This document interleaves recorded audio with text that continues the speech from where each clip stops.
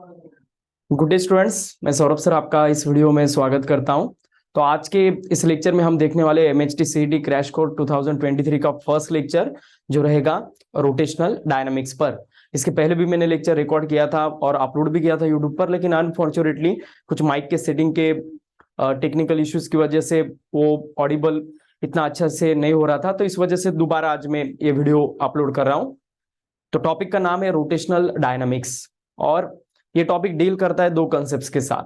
पहला कंसेप्ट रहेगा circular motion और दूसरा रहेगा रोटेशनल मोशन। तो सबसे पहले हमें सर्कुलर मोशन देखना है, क्या होता है क्या नहीं, उससे रिलेटेड जो भी एप्लीकेशन है वो भी मैं आपको बताऊंगा और उसके बाद नेक्स्ट फेज में हम जाएंगे रोटेशनल मोशन की ओर। तो स्टार्ट करते हैं पहला बीट जो डील करता है सर्कुलर मोशन के साथ। देखिए बच्चों, हमें जो सर्कुलर मोशन का पार्ट है, कुछ पार्ट स्टेट बोर्ड के 11th के स्टेट बोर्ड के बुक में दिया है और कुछ पार्ट 12th के बुक में है। तो यहाँ पर मैं पढ़ाते वक्त आपको 11th हो या फिर 12th हो, दोनों भी पार्ट हम एक साथ ही कवर करने वाले हैं। तो इस लेक्चर के बाहर आपको कुछ भी और करने की जरूरत नहीं है, बस इतना भी करोगे आप तो मोर देन इनफ है फर्स्ट चैप्टर के लिए, जिसका नाम रहेगा रोटेशनल डायनामिक्स, जिसका फर्स्ट सेशन है सर्कुलर मोशन। तो जैसे आपको पता होगा सर्कुलर मोशन को हम कैसे डिफाइन कर सकते हैं। The motion of a object along the circumference of circle is called as circular motion. Okay, object जब सर्कुलर मोशन करता है ना, मतलब क्या करता है, वो सर्कल के रिंग पार्ट के अराउंड मोशन करता है और ये सर्कल का जो रिंग पार्ट होता है ना, इसे कहा जाता है सर्कमफरेंस। तो इसी वजह से हम डिफाइन कर सकते हैं सर्कुलर मोशन को, the motion of a object along the circumference of circle is called circular motion. Circular motion के बहुत सारे एग्जांपल है, जैसे motion of fan, motion of wheel of vehicle, उसके बाद motion of planet around the sun, like that motion of electron around the nucleus, this all are the examples of circular motion. तो circular नहीं, कोई भी motion हो तो motion में सबसे पहला पार्ट हम क्या स्टडी करते हैं, डिस्प्लेसमेंट। और उस डिस्प्लेसमेंट का अगर हम डेरिवेटिव लेते हैं तो फिर मिल जाता है वेलोसिटी, और उसके बाद और एक बार डेरिवेटिव लिया वेलोसिटी का तो फिर मिल जाता है एक्सेलरेशन। तो कोई भी मोशन हो उसमें ये तीन फैक्टर बहुत इंपॉर्टेंट होते हैं, डिस्प्लेसमेंट, वेलोसिटी एंड एक्सेलरेशन। तो सर्कुलर मोशन में जो भी डिस्प्लेसमेंट, वेलोसिटी, एक्सेलरेशन रहेंगे ये एंगुलर फॉर्म में होते हैं, इस वजह से इनको angular displacement, angular velocity and angular acceleration कहा जाता है। तो तीनों का सिनॉप्सिस में एक साथ ही आपको यहां पर एक्सप्लेन करता हूं। सबसे पहला क्वांटिटी रहेगा टॉपिक का एंगुलर डिस्प्लेसमेंट, जिसे हम इंडिकेट करते हैं थीटा से। ओके, तो angular displacement is nothing but the angle described by radius vector at the centre of circle is called as angular displacement. तो एंगुलर डिस्प्लेसमेंट मतलब क्या रहेगा बच्चों, देखिएगा सपोज ये सर्कल है, इसमें ऑब्जेक्ट एंटी क्लॉकवाइज सेंस में मोशन कर रहा है, तो इसका जो रेडियस वेक्टर रहेगा, रेडियस वेक्टर मतलब the vector drawn from centre of the circle to the position of particle is called as radius vector, and the angle described by radius vector at the center of circle is called as angular displacement. So suppose ये particle है जो पहले A पर था और अभी ये particle जा रहा है B पर। During this motion it covers an angular displacement theta at the center and this angular displacement, this displacement is called as angular displacement। और ये angular displacement निकालने का फॉर्मूला होता है, this angular displacement theta is calculated by arc length upon radius। तो arc length हम S से indicate करते हैं और रेडियस आर से, तो theta is equal to S by R रहेगा, ये फॉर्मूला रहेगा। और इस फॉर्मूले से इसका ऐसा यूनिट आएगा रेडियन। तो एंगुलर डिस्प्लेसमेंट का ऐसा यूनिट आने वाला है बच्चों रेडियन। रेडियन एक सप्लीमेंट्री क्वांटिटी है, हमारा फिजिक्स में ना दो ही सब क्वांटिटी सप्लीमेंट्री है। ओके, मतलब एक तो क्वांटिटी फंडामेंटल होते हैं या फिर डिराइव्ड होते हैं, लेकिन सप्लीमेंट्री क्वांटिटी सिर्फ दो है, प्लेन एंगल और सॉलिड एंगल। इनका क्या कंसेप्ट है बहुत अच्छे से देखिएगा बच्चों। सप्लीमेंट्री क्वांटिटी वो है ना, यूनिट तो होता है लेकिन डायमेंशन नहीं होता है। ओके, ऐसे एक क्वांटिटी है और एक एक्सेप्शन है पूरे हमारे फिजिक्स के क्वांटिटी के साथ, इस वजह से बहुत कॉन्सेंट्रेट करना है इसके ऊपर। Angular displacement is a supplementary type of quantity, so it having some unit that is radian but doesn't have any dimension. Always remember this concept. So इसको कुछ भी डायमेंशन नहीं रहेगा एंगुलर डिस्प्लेसमेंट को। इसके बाद देखिएगा एंगुलर डिस्प्लेसमेंट है ना,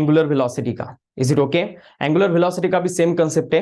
एंगुलर वेलोसिटी भी अगर मोशन एंटी क्लॉकवाइज सेंस है तो जो थीटा का डायरेक्शन है वही एंगुलर वेलोसिटी का डायरेक्शन है। अगर मोशन एंटी क्लॉकवाइज है तो ऊपर, क्लॉकवाइज है तो नीचे। Is it okay? तो ये रहेगा एंगुलर वेलोसिटी का concept. Now we are proceeding towards next bit and that is angular acceleration. Third concept इस टॉपिक का। तो देखो अब थीटा का डेरिवेटिव लिया तो ओमेगा मिला एंगुलर वेलोसिटी। अब एंगुलर वेलोसिटी का अगर हम डेरिवेटिव लेते हैं तो फिर क्या मिलेगा हमें? और ऑब्वियसली हमें मिलने वाला है अब एंगुलर एक्सेलरेशन, जो थर्ड क्वांटिटी रहेगा इस टॉपिक का।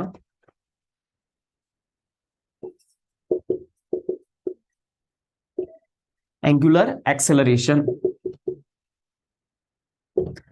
इसे हम इंडिकेट करते हैं बच्चों अल्फा से।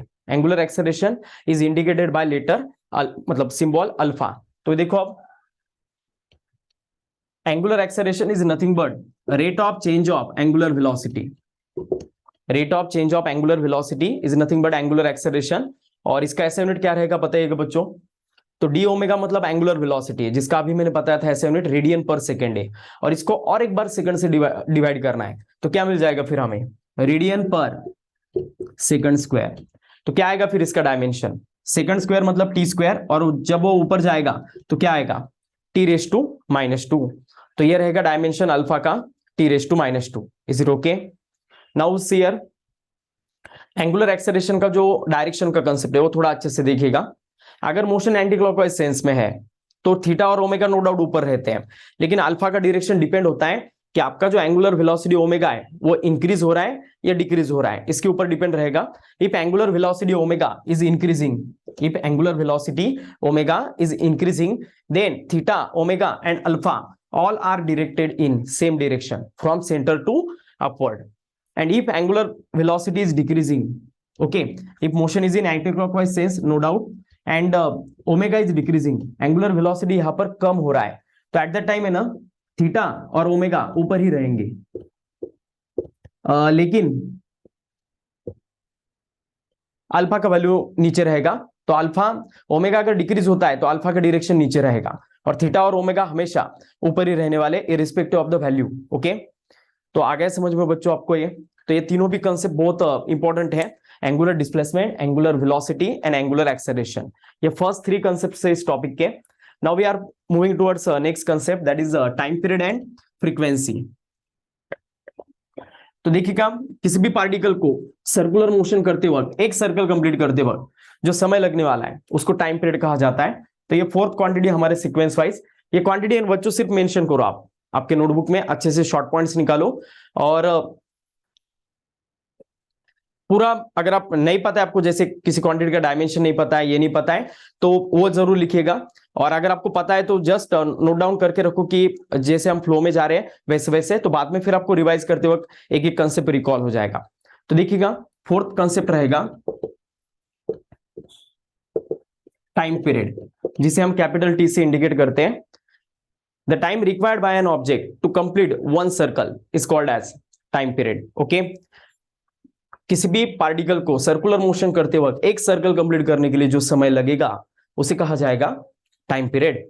और टाइम पीरियड हम टी से इंडिकेट करते हैं, या 7 यूनिट इसका सेकंड रहेगा, और कुछ ऐसा बताने जैसा इसमें है नहीं। और डायमेंशन ऑब्वियसली इसका कितना आएगा, T1। Dimension of time period obviously T1 रहेगा। इसके बाद फिफ्थ क्वांटिटी है फ्रीक्वेंसी।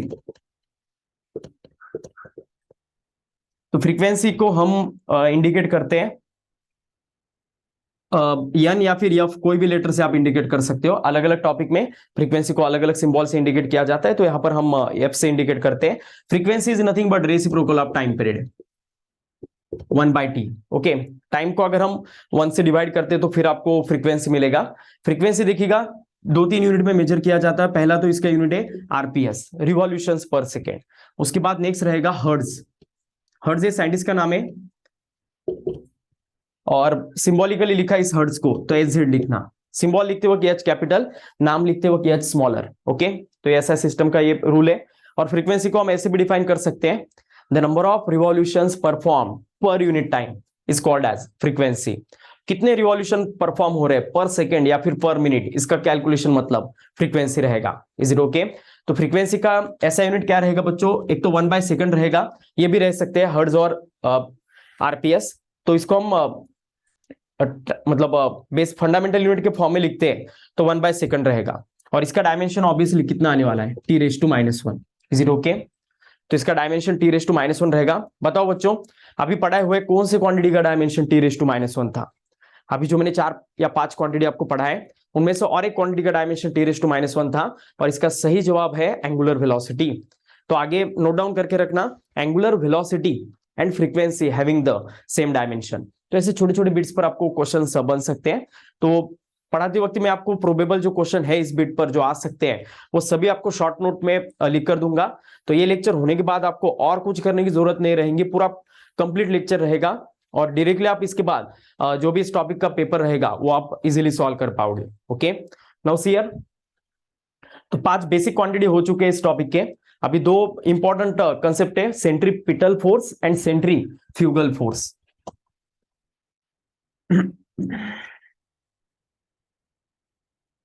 देखिएगा, ये अगर हमारा सर्कुलर मोशन है तो सर्कुलर मोशन परफॉर्म होते वक्त एक फोर्स है जो बहुत इसेंशियल होता है, और वो अगर रहा तो ही सर्कुलर मोशन हो पाता है, और अगर नहीं रहा तो हो नहीं पाता है।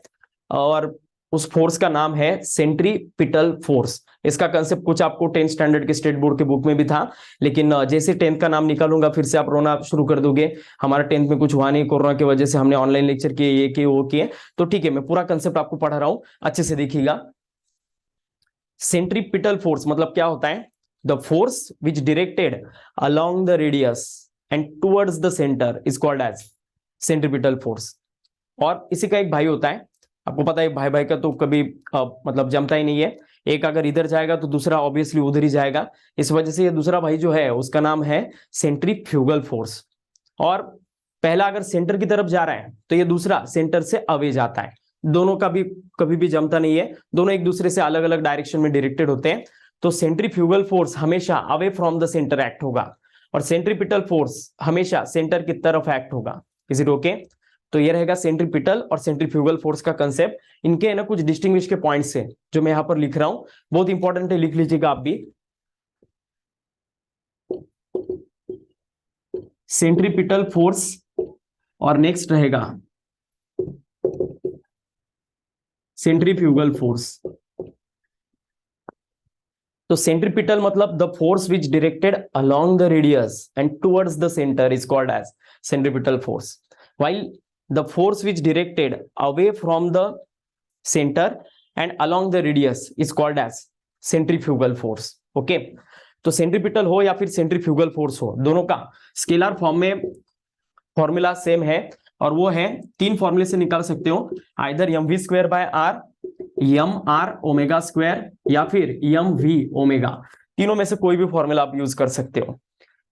ये सेंट्रीपिटल का भी है, सेंट्रीफ्यूगल का भी है, नो डाउट। याद रखना इन दोनों का स्केलर फॉर्म सिर्फ अलग है। स्केलर फॉर्म में है ना एट्रैक्टिव फिनोमिनन को नेगेटिव लिया जाता है, सॉरी वेक्टर फॉर्म में, और रिपल्सिव फिनोमिनन को पॉजिटिव लिया जाता है। तो सेंट्रीपिटल फोर्स अट्रैक्शन की तरह एक्ट करता है, इस वजह से सेंट्रीपिटल फोर्स अगर हम वेक्टर फॉर्म में लेते हैं तो फॉर्मूला यही रहेगा mv² बाय r। सिर्फ यहां पर एक r कैप आपको एक यूनिट वेक्टर लेना पड़ेगा in the direction of radius vector, और ये माइनस रहेगा सेंट्रीपिटल फोर्स का, और यही फॉर्मूला आएगा सेंट्रीफ्यूगल का, सिर्फ माइनस की जगह प्लस आने वाला है, बस इतना ही चेंज रहेगा। तो centrifugal force is equal to mv² by r और ये प्लस रहेगा इंटू r कैप। तो सेम फॉर्मूला है, कुछ भी चेंज नहीं है। सेंट्रीपिटल फोर्स है ना बच्चों, रियल फोर्स होता है। ओके, और ये नॉन रियल कह सकते हैं हम, या फिर एक बेटर वर्ड यूज किया जाता है इसको, pseudo force. Is it okay? तो बोलते वक्त पी साइलेंट है बच्चों, तो इसे रीड करना है सूडो। तो रियल फोर्स और सूडो फोर्स में क्या डिफरेंस है देखिएगा। जो फोर्स न्यूटन्स के लॉ को ओबे करते हैं उनको कहा जाता है रियल फोर्स, और जो फोर्स न्यूटन के लॉ को ओबे नहीं करते हैं उनको कहा जाता है सूडो फोर्स। अब बोलोगे आप न्यूटन्स का लॉ क्या होता है, मतलब आपने पढ़े तो है, लेकिन बहुत सारे लॉज है, 3 लॉज है न्यूटन्स के और एक ग्रेविटेशन का भी है। तो मैं किस लॉ के बारे में बात कर रहा हूं वो पहले एक्सप्लेन करता हूं। न्यूटन का पहला लॉ है, जब तक किसी चीज को हम धक्का नहीं देते हैं, जब तक किसी चीज के ऊपर हम फोर्स अप्लाई नहीं करते हैं, तब तक वो चीज मूव नहीं होता है। ये है न्यूटन्स का first law. Okay, every object try to be continue in state of rest और state of uniform motion unless and until it compelled by external force. जब तक एक्सटर्नल फोर्स एक्ट नहीं होता है तब तक ऑब्जेक्ट रेस्ट में है, रेस्ट में ही रहेगा, और यूनिफॉर्म मोशन में है तो यूनिफॉर्म मोशन में ही रहेगा, अपना स्टेट चेंज नहीं करेगा। एक्सटर्नल फोर्स अप्लाई किया तो ही करेगा। ओके, तो ये है न्यूटन्स का फर्स्ट लॉ। तो जैसे आपको पता होगा सेंट्रीपिटल फोर्स मतलब जब हम एक एग्जांपल लेते हैं, हम एक बॉल लेना है जो एक रस्सी के साथ टाई करना है और उसको गोल गोल घुमाना है।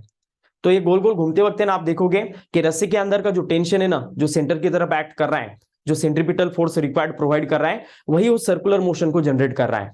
तो यहाँ पर ऑब्वियसली दिख रहा है हमें कि वो रस्सी के अंदर का जो टेंशन है वो सेंट्रीपिटल फोर्स प्रोवाइड करके वो सर्कुलर मोशन कर रहा है। तो यहाँ पर हम डिफाइन कर सकते हैं कि ये फोर्स कहाँ से लग रहा है।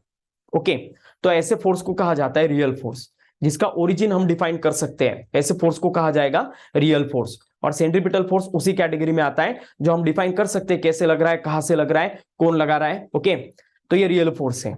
अभी सेंट्रीफ्यूगल फोर्स का कंसेप्ट आपको बताता हूं, क्यों इसे सूडो फोर्स कहा जाता है। इसके लिए ना बच्चों आपको गाड़ी में बैठना पड़ेगा। ओके, कोई भी एक बस, जो भी आपको गाड़ी पसंद है, बस, ट्रेन, कोई भी व्हीकल ले सकते हो आप, आपको गाड़ी में बैठना है। आई होप आप सभी बैठ गए होंगे गाड़ी में। इसके बाद गाड़ी का ड्राइवर आता है, गाड़ी को चलाता है। पहले तो फर्स्ट गियर में गाड़ी, बाद में सेकंड गियर में, बाद में थर्ड गियर में। अभी गाड़ी का स्पीड बहुत हो चुका है। ओके, 60 to 70 के करीब गाड़ी का स्पीड जा चुका है। फील कीजिएगा बच्चों, आप थोड़ा हिलना चालू कर दीजिएगा क्योंकि गाड़ी अब बहुत स्पीड में आ चुकी है। अभी ड्राइवर सडनली लेफ्ट टर्न लेगा तो आपका बॉडी कहां पर टर्न होगा, बताइएगा बच्चों। ड्राइवर अगर सडनली ऐसे कंडीशन में अगर लेफ्ट में टर्न करेगा तो आपका बॉडी ऑब्वियसली राइट में टर्न होने वाला है। हमेशा गाड़ी के अपोजिट डायरेक्शन में आपका बॉडी टर्न होने वाला है, तो आपको किसी ने आकर वहां पर धक्का दिया नहीं, मतलब कोई धक्का दिए बिना ही आपका बॉडी क्या हो गया, मूव हो गया। मतलब यहां पर हम बता नहीं सकते कि कौन आपको आके धक्का दे रहा है, कौन आपको आके फोर्स लगा रहा है। तो ऐसे जो फोर्स है जिसका ओरिजिन हम डिफाइन ही नहीं कर सकते हैं, ऐसे फोर्स को कहा जाता है pseudo force. Is it okay? तो सेंट्रीफ्यूगल फोर्स ये उस कैटेगरी में आता है। When vehicle turn along left, then our body passenger in the bus or train turns towards right. This happens due to the centrifugal force. Is it okay? तो ये away from the radius act कर रहा है आपके body पर। तो ऐसे जो फोर्स है जिसका ओरिजिन हम डिफाइन नहीं कर सकते हैं, उसे सूडो फोर्स कहा जाएगा। Is it okay? तो ये सूडो फोर्स का कंसेप्ट है। तो सेंट्रीपिटल फोर्स रियल फोर्स रहेगा, सेंट्रीफ्यूगल फोर्स सूडो फोर्स रहेगा। Is it okay? Now see here, इनके बीच डिस्टिंग्विश के मतलब इतने ही पॉइंट्स हैं जो आपको याद रखना है। सेंट्रीपिटल फोर्स के कुछ एग्जांपल आपको आ सकते हैं एग्जाम में, वर्ड प्रॉब्लम्स में। तो सेंट्रीपिटल फोर्स के एग्जांपल देखिएगा। When planet turns around the sun in a circular motion, then at that time required centripetal force is provided by gravitational force of attraction between sun and earth। ये पहला example है centripetal force का। दूसरा example है when electron revolves around the nucleus in a circular motion, then required centripetal force is provided by electrostatic force of attraction between electron and positively charged nucleus। और third है when vehicle turn along the curved road, at that time the required centripetal force is provided by friction between tires of the vehicle and road। तो friction यहां पर centripetal force provide करेगा। तो ये तीन example याद रखिएगा, ये हमें लगने वाले हैं आगे भी। और सेंट्रीफ्यूगल फोर्स का एग्जांपल है, जैसे आपको पता होगा मिल्क से हम फैट्स एक्सट्रैक्ट करते हैं, आपको पता होगा। तो गोल गोल घुमाया जाता है उसे कुछ एलिमेंट्स के साथ, लकड़ी का वो गोल गोल जो होता है, आप क्या बोलते हैं अब उसे, मुझे पता नहीं इतना। तो उसे हम गोल गोल घुमाते मिल्क को, तो एट दैट टाइम है ना, तो उसके फैट्स ऊपर आने लगते हैं। तो ये जो फिनोमिनॉन है ये सेंट्रीफ्यूगल फिनोमिनॉन है। यहां पर ही नहीं, कहीं पर भी अगर दो अलग अलग डेंसिटी के लिक्विड्स का मिक्सचर है और उन दोनों को अगर हमें सेपरेट करना हो, तो वहां पर सेंट्रीफ्यूग फिनोमिनॉन हम यूज करते हैं। ऐसा ही कुछ फिनोमिनॉन यूज किया जाता है ब्लड से प्लाज्मा, डब्ल्यूबीसी, आरबीसी के मिक्सचर को अलग अलग करने से। आपको पता होगा blood is a mixture of 2 to 3 things, और उन तीनों को एक दूसरे से अलग करने के लिए पैथोलॉजी लैब में आपने देखा होगा कुछ टेस्ट ट्यूब के अंदर वो ब्लड डाला जाता है और उसको गोल गोल घुमाया जाता है मोटर के सहारे। तो उस ब्लड सैंपल से सभी कंपोनेंट्स एक दूसरे से अलग हो जाते हैं। This happens due to the centrifugal force. और एक लास्ट एग्जांपल है सेंट्रीफ्यूगल फोर्स का, वो रहेगा वॉशिंग मशीन में एक ड्रायर मोड होता है, कपड़े सुखाने का ड्रायर मोड होता है। तो वॉशिंग मशीन का जैसे ड्रायर मोड ऑन करते हैं हम, तो कपड़े गोल गोल गोल गोल घूमने लगते हैं और उनके ऊपर सेंट्रीफ्यूगल फोर्स एक्ट होता है। इस वजह से जो वेटेड क्लोथ्स का पानी है वो एक्सट्रैक्ट हो जाता है, बाहर निकल जाता है। This happens due to the centrifugal force. तो ये सभी एग्जांपल आई होप आपको अच्छे से समझ में आ गए होंगे। So this is the concept related to the centripetal force and centrifugal force. तो जितने भी इस टॉपिक की क्वांटिटीज है ना बच्चों, वो सभी आपको डिफाइन करके हो चुके हैं। 5 या 6 क्वांटिटीज है अभी तक मैंने जो डिफाइन किए सर्कुलर मोशन के। अभी देखिएगा बच्चों, सर्कुलर मोशन में एक्सेलरेशन का कंसेप्ट है जो हमें देखना है।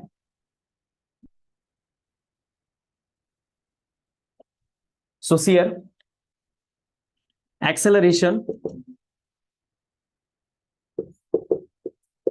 इन a circular motion, important concept है बच्चों। नीट जेईई देने वाले बच्चों के लिए तो बहुत ही इंपॉर्टेंट रहेगा। इसमें हमें क्या देखना है बच्चों, अब देखो एक्सेलरेशन में जब व्हीकल सर्कुलर मोशन करेगा, when vehicle perform the circular motion, at that time दो तरीके के फोर्सेस ऑब्जेक्ट पर एक्ट करते हैं। ओके, एक पहला फोर्स होता है जो सेंटर की तरफ एक्ट होता है, इसको कहा जाता है सेंट्रीपिटल फोर्स, और इसकी वजह से जो एक्सेलरेशन जनरेट होता है इसको सेंट्रीपिटल एक्सेलरेशन कहा जाता है। एसीपी से मैंने इंडिकेट किया है। और दूसरा जो फोर्स है वो टेंजेंशियल एक्ट करता है, और इसका जो एक्सेलरेशन रहेगा इसको टेंजेंशियल एक्सेलरेशन कहा जाता है। ये दोनों भी एक्सेलरेशन एक टेंजेंट के और होता है और एक रेडियस। तो रेडियस हमेशा टेंजेंट को परपेंडिकुलर होता है, आपने 10th स्टैंडर्ड में स्टडी किया होगा। ओके, तो इन दोनों के बीच में ना एंगल 90 डिग्री है, और इन दोनों का जो रिजल्टेंट रहेगा वो यहां पर एक्ट करेगा। इन दोनों भी टेंजेंशियल एक्सेलरेशन और सेंट्रीपिटल एक्सेलरेशन, इन दोनों का रिजल्टेंट बीच में कहीं तो भी रहेगा और इसे नेट एक्सेलरेशन कहा जाएगा। This is the resultant acceleration और net acceleration in circular motion. Okay, तो ये नेट एक्सेलरेशन जो रहेगा ये वेक्टर सम रहेगा सेंट्रीपिटल एक्सेलरेशन का और टेंजेंशियल एक्सेलरेशन का। तो अगर हम देखें तो इन दोनों में एंगल 90 डिग्री है, तो अगर नेट एक्सेलरेशन का मैग्नीट्यूड हम निकालते हैं ए नेट का, तो ये जो मैग्नीट्यूड रहेगा ये रहेगा under root AC square plus AT square plus 2AC AT into cos of theta. लेकिन एंगल 90 डिग्री होने के कारण कॉस 90 का वैल्यू 0 आता है, तो यही आपका फाइनल आंसर रहेगा। तो इतना ही आपको नेट एक्सेलरेशन का फॉर्मूला रहेगा। और अगर डायरेक्शन निकालना चाहते हो आप टेंजेंशियल एक्सेलरेशन के साथ अल्फा, तो इसका डायरेक्शन रहेगा tan alpha is equal to AT के साथ एंगल लेना तो AT नीचे रहेगा और AC ऊपर रहेगा, तो AC बाय AT ये रहेगा tan अल्फा का फॉर्मूला। Is it okay? तो आप इससे डायरेक्शन भी निकाल सकते हो नेट एक्सेलरेशन का टेंजेंशियल एक्सेलरेशन के साथ, और ये नेट एक्सेलरेशन का वैल्यू मैग्नीट्यूड निकालने का फॉर्मूला है। अब देखो AC और AT कैसे निकालना। AC मतलब सेंट्रीपिटल एक्सेलरेशन जो टुवर्ड्स द सेंटर एक्ट करता है सेंट्रीफ्यूगल फोर्स की वजह से, तो उसे निकालने के 3 फॉर्मूले हैं। Centripetal acceleration V square by R omega square और V ओमेगा। तो ऐसे ये 3 फॉर्मूले हैं जिससे आप सेंट्रीपिटल एक्सेलरेशन निकाल सकते हो। नाउ सी हियर, इसके बाद नेक्स्ट रहेगा टेंजेंशियल एक्सेलरेशन AT। इसे निकालने के 2 फॉर्मूले हैं, एक तो R अल्फा रहेगा, okay, radius vector into angular acceleration, और दूसरा रहेगा dV by dt, rate of change of linear velocity is called as tangential acceleration. Is it okay? तो ऐसे ये एक्सेलरेशन का कंसेप्ट रहने वाला है। अभी देखिएगा बच्चों, इसमें एक इंपॉर्टेंट स्पेशल केस होता है सर्कुलर मोशन का। अगर ये जनरल सर्कुलर मोशन है, इसको हम नॉन यूनिफॉर्म सर्कुलर मोशन कह सकते हैं, लेकिन इसमें एक स्पेशल टाइप होता है यूनिफॉर्म सर्कुलर मोशन का, जिसे शॉर्ट में हम UCM कहते हैं, यूनिफॉर्म सर्कुलर मोशन। और इसे कैसे डिफाइन करना है देखिएगा, the circular motion which perform with a constant speed और constant angular speed is called as uniform circular motion. तो यूनिफॉर्म सर्कुलर मोशन का जो भी सिनॉप्सिस रहेगा मैं यहां पर लिखता हूं, आई होप आपको दिखाई दे रहा है अच्छे से। यूनिफॉर्म सर्कुलर मोशन में स्पीड कांस्टेंट रहेगा। इसमें क्या कांस्टेंट है और क्या नहीं है ये देखना बहुत इंपॉर्टेंट है। In uniform circular motion speed is constant. Speed constant है इसका मतलब ये नहीं कि वेलोसिटी कांस्टेंट है। इस वजह से इन UCM velocity is not constant. Short में लिख रहा हूं, velocity is not constant in uniform circular motion. Speed और एंगुलर स्पीड दोनों भी कांस्टेंट होते हैं, तो एंगुलर स्पीड ओमेगा भी क्या रहेगा बच्चों? कांस्टेंट। Is it okay? तो ओमेगा कांस्टेंट है, तो ओमेगा का डेरिवेटिव आपको पता होगा। सबसे स्टार्टिंग में ही मैंने एंगुलर एक्सेलरेशन पढ़ाया था। तो अल्फा मतलब क्या होता है? d omega by dt। तो ओमेगा अगर कांस्टेंट है तो कांस्टेंट का डेरिवेटिव हमेशा 0 आता है। इस वजह से अल्फा का वैल्यू क्या रहेगा बच्चों? 0। ओके, नाउ सी हियर, अगर अल्फा का वैल्यू 0 है, if value of alpha is 0, then tangential acceleration AT is also 0 because it is product of R into alpha. Is it okay? तो अल्फा अगर 0 है बच्चों तो टेंजेंशियल एक्सेलरेशन AT 0 हो जाएगा। इसका ये मतलब है कि यूनिफॉर्म सर्कुलर मोशन में ऑब्जेक्ट पर एक ही फोर्स और एक ही एक्सेलरेशन एक्ट होगा जो टुवर्ड्स द सेंटर रहने वाला है, AC। Is it okay? कैसे रहेगा, क्या रहेगा देखिएगा। नेट एक्सेलरेशन हम ये फॉर्मूले से निकालते हैं, under root AC square plus AT square, लेकिन यहाँ पर AT का वैल्यू तो है ही नहीं, 0 है। That's why under root of AC square मतलब सिर्फ AC रहेगा। तो यहाँ पर जो नेट एक्सेलरेशन रहेगा UCM में, ये किसके साथ इक्वल आएगा बच्चों? सेंट्रीपिटल एक्सेलरेशन के साथ। ओके, और इसे निकालने के यही 3 फॉर्मूले आपको यूज करना है, V square by R omega square and V omega. Is it okay? तो ये रहेगा नेट एक्सेलरेशन का कंसेप्ट, बाकी सब सेम है। इसमें और भी देखिएगा, वर्क डन 0 रहेगा क्योंकि फोर्स तो सेंटर की तरफ लग रहा है लेकिन डिस्प्लेसमेंट कुछ भी नहीं हो रहा है, इस वजह से वर्क डन 0 है। और पावर का भी वैसा ही है, power is a dot product of force into velocity. तो यहाँ पर फोर्स और वेलोसिटी के बीच में भी 90 डिग्री एंगल होने के कारण पावर भी 0 आएगा। तो ये सब चीजें हैं। और काइनेटिक एनर्जी इसमें कांस्टेंट रहता है, हमेशा याद रखना UCM में। तो ये पूरा कंसेप्ट है बच्चों यूनिफॉर्म सर्कुलर मोशन का। तो ऐसा पूछा जाता है कि इन UCM which quantity is constant and which quantity is not constant. तो तो आपको इतने सब चीजें याद रखना है। जो मैंने कांस्टेंट लिखा है वो जरूर कांस्टेंट है। सिर्फ इसमें कंफ्यूजन होता है, बच्चों ऐसे गलत फहमी कर देते हैं कि वेलोसिटी भी यूनिफॉर्म सर्कुलर मोशन में कांस्टेंट रहेगा, जो नहीं है। क्यों नहीं है वो भी समझ लो, क्योंकि हर पॉइंट पर मोशन का डायरेक्शन क्या होने वाला है, चेंज। डायरेक्शन चेंज हुआ तो वेलोसिटी ऑब्वियसली चेंज होगा, क्योंकि वो वेक्टर क्वांटिटी है जो डायरेक्शन पर डिपेंडेंट है। तो डायरेक्शन अगर चेंज होता है तो वेलोसिटी भी चेंज होगा। Is it okay? Now see here, यहां पर एक्सेलरेशन और जो भी बेसिक कंसेप्ट है सर्कुलर मोशन का पूरा हो चुका है।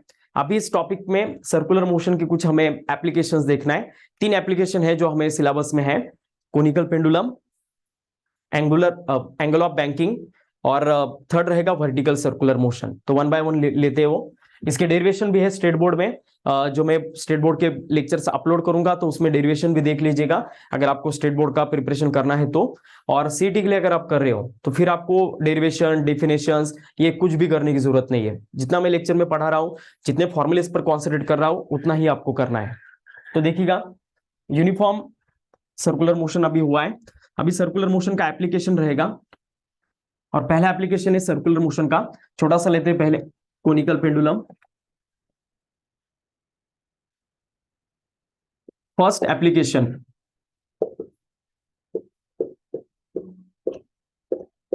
Conical pendulum.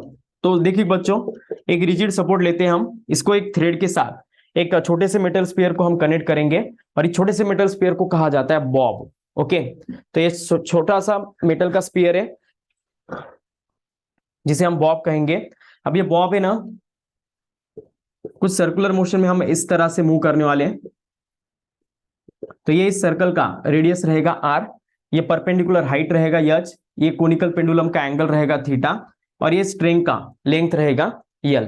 Is it okay? तो यहां पर देखो, इस बॉब का कुछ ना कुछ मास रहेगा, तो ये वर्टिकली डाउनवर्ड डायरेक्शन में एक्ट करेगा, that is mg। Is it okay? और along the line tension act होगा अलोंग द स्ट्रिंग, जिसे हम t से इंडिकेट करते हैं। तो इस t को 2 कंपोनेंट में डिवाइड करना पड़ता है, t cos थीटा और towards the centre T sine theta रहेगा। यहां पर टी साइन थीटा लिखा है, ठीक है, थोड़ा बड़ा लिखता हूं मैं।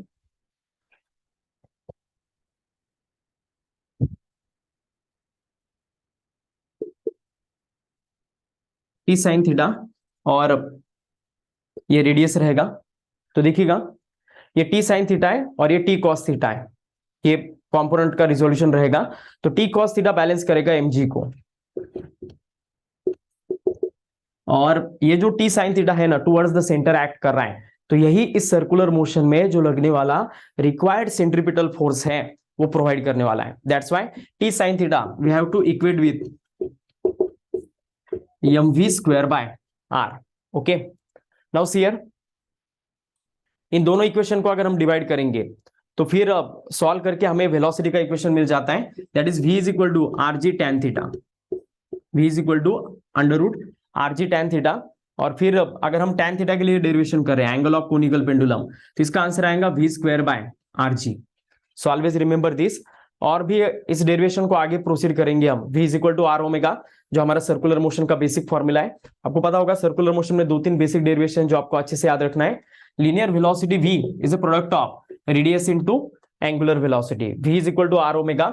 उसके बाद a, linear acceleration a is a product of r into alpha. उसके बाद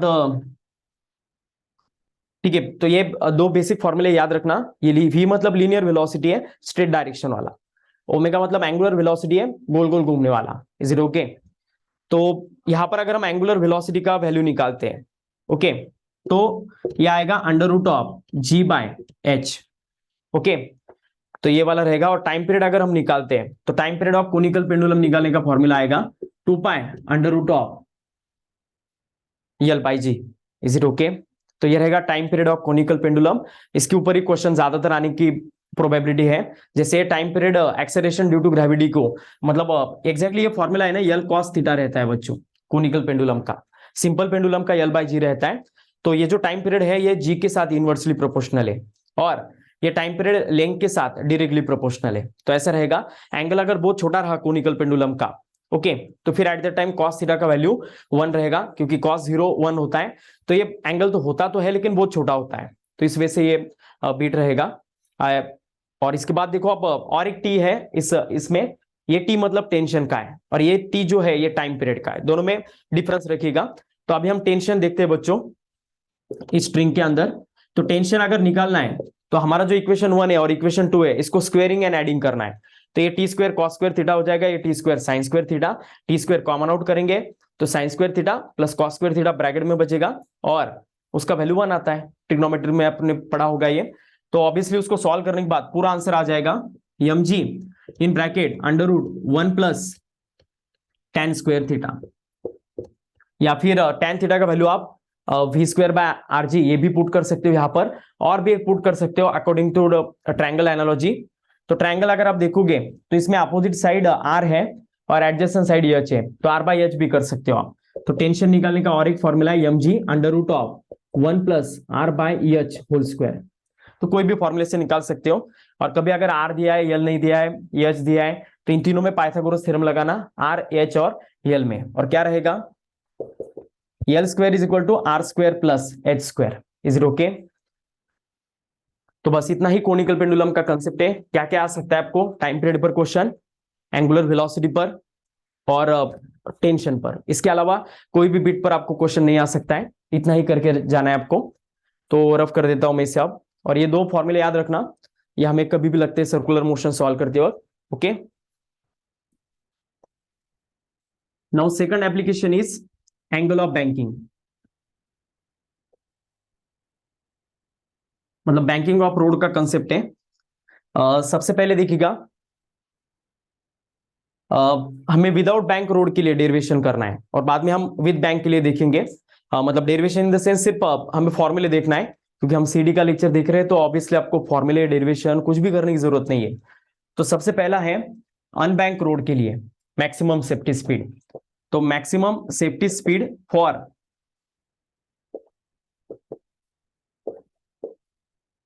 अनबैंक रोड। तो अनबैंक रोड के लिए आपको मैक्सिमम सेफ्टी स्पीड निकालना है। तो इसके लिए आपको क्या करना पड़ता है, देखिएगा ये हमारा व्हीकल है जो अनबैंक रोड पर जा रहा है। ओके, तो ये व्हीकल है जो फ्लैट रोड पर जा रहा है, रोड फ्लैट है और इसके ऊपर व्हीकल टर्न कर रहा है कुछ ऐसे। तो एट दैट टाइम जो रिक्वायर्ड सेंट्रीपिटल फोर्स है ये कौन प्रोवाइड करेगा, फ्रिक्शन। और उसे अगर हम सॉल्व करेंगे 2 मिनट का डेरिवेशन है, तो ऑब्वियसली इसका फाइनल आंसर आएगा under root mu R G, where mu is called as coefficient of friction, r is the radius of the curvature and g is the acceleration due to gravity. Okay, तो देखिए बच्चों ये जो unbanked road है ना, इसमें vehicle को turn करवाना ये बहुत मुश्किल का काम होता है। मुश्किल मतलब ये जो Vmax होता है ना, इस वेलोसिटी को आपको कभी भी एक्सीड नहीं करना है। अगर आप फ्लैट रोड पर व्हीकल को टर्न कर रहे हो अलोंग द सर्कुलर मोशन, क्यों इस स्पीड को एक्सीड नहीं करना है वो समझ लो। अगर इस स्पीड को आपने जरा सा भी एक्सीड कर दिया ना तो गाड़ी ऐसा टर्न होगा ही नहीं, गाड़ी सीधा निकल जाएगा और खाई में चला जाएगा अगर वहां पर माउंटेन है तो, या फिर किसी पेड़ के जाके टकराएगा।